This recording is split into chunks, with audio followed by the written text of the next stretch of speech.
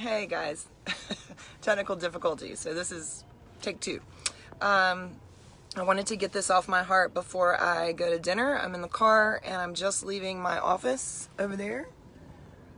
Beautiful stained glass windows of the church across the street, historic Savannah. I wanted to let you know that I got a call at the office today, and I realize that people will probably be able to watch this later, but I got a call at the office and it really upset me. It was a woman who's very skeptical. Obviously, she didn't think that I was very trustworthy, or the agency. Actually, I think she felt that the industry was not very trustworthy. She was pretty angry, but her anger, I've learned this in my old age, is that sometimes anger is not directed at you, but it is... you can sometimes be in the line of fire. And sometimes when people don't understand something, the way that they express their confusion can come out in anger. So what I want to tell you is this mom was asking me, she said, well, what about my daughter? Am I always going to be with her? Are there going to be, sometimes when I'm not around her, or really, I mean, I can say this to you guys because we're on my personal Facebook page, but basically this mom was afraid that her daughter was going to get involved with like sex, drugs, and rock and roll. Okay. And I could hear it in her voice. And so I was just like, look, I totally understand that you're skeptical. I get it. My parents were very skeptical when I first got involved, which is funny for me to say that.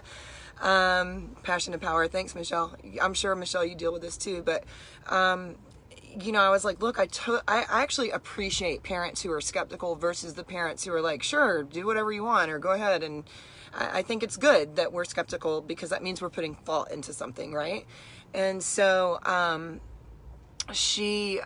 right, Michelle? So as I finally kind of calmed her down, talked her off the ledge, if you will. And I told her, I said, look, I understand, but we are professional. We're on the up and up. Your daughter's never going to be alone without you. She's a minor. You have to be on set with her. These are Georgia laws. And I went on and on and on. And so as I hung up the phone, because I'm human, took it a little personal that she was so sort of ugly, but towards me. But again, I know that she was only upset because she didn't quite understand, okay? So, sorry, I get to talking and I forget to look at the phone. And so, I did what I normally do when I'm a little rattled, is I began talking to God about it. I started praying about it, and I was like, God, I've been a business owner for 17 years and people are still skeptical. And it's like, no matter what I do, people are so skeptical. And I understand they're skeptical because we're dealing with, kids and teens and girl, yes, we do. Don't we, Michelle? But dealing with, the parents are harder to deal with than the kids. But dealing with parents who are skeptical, it's counterproductive because it's taking away our time from working on things that we need to work on. So that frustrates me. And then she's frustrated because she's worried about her child, rightfully so. She's worried about the sex, drugs, and rock and roll. And I can tell you, in my personal experience, I saw more sex, drugs, and rock and roll in high school than I ever did in the modeling business until I moved to New York. But that's a different story. So my point is that this mom was very skeptical. And it rattled me a little because it's like, how you feel when somebody wrongfully accuses you. And so I just started praying about it. I hung up the phone and I was like, God, I'm a good person. I'm honest. I have done everything by the book.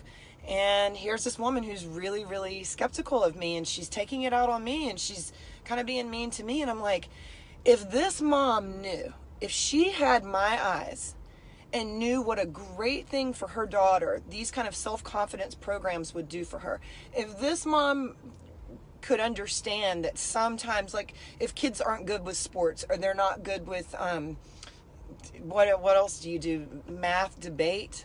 I can't even add 2 + 2. So, like, my thing was modeling. I was tall. I couldn't play basketball. And I'm like, sometimes this is a good thing for kids, right? So, here, I'm going on too long. The point is this. I'm like, if the mom had my eyes, if the mom could could see what we really do here, if the mom could come and see all of the other kids that have had a great experience with Halo, if the mom could see 6 months to a year down the road,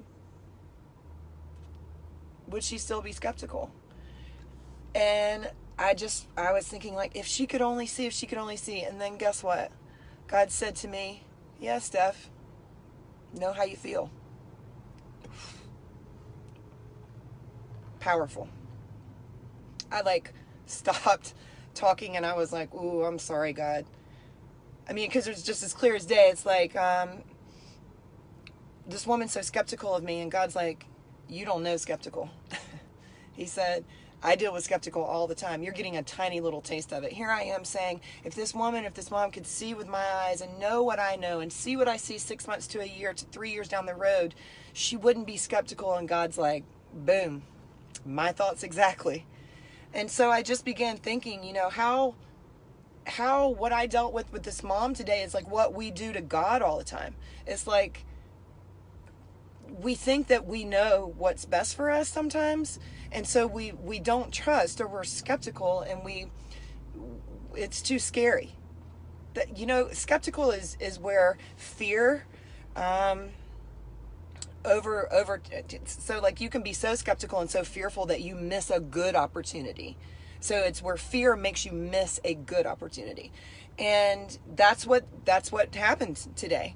But the best part, which I'm so grateful for, and I'm only sharing this with you because I hope that it helps somebody. There's only 4 people watching, but I figure by the time I go to dinner and wake up tomorrow, we'll have some more views. But the moral of the story is, today I learned, as I'm fighting skepticism of parents getting their kids involved in modeling and acting world, and I was frustrated with it, God's like, I know how you feel. So if you're skeptical of God, and I don't mean like a spiritual, new age nuance. I'm talking about the creator of the universe, the one that is holding this earth on the axis right now, the one that controls the wind and waves, the one that controls the moon and the tides. That guy, Yahweh, our creator, if you're skeptical of him, then I want you to take a step back. And I want you to think, you know what, maybe he knows and he can see more than I can see right now. Like, maybe I can't see the entire parade. Maybe all I see are the 2 little floats that are in front of me, but God sees the entire parade from up above. And so that was my big revelation today, that this mom, she gets mad at me on the phone, then I go praying about it so I don't get angry, and then God's like, oh, you're dealing with a skeptical mom, somebody that doesn't trust you, somebody that thinks that they know more than you in this business, somebody that can't see the full picture. Yeah, Steph, know how you feel. And actually, I think what really he kind of put in my mind was like, instead of when I was like, these people are so skeptical of me, God, and I'm a good girl, why can't they see what a good thing this is? He's like, imagine how I feel.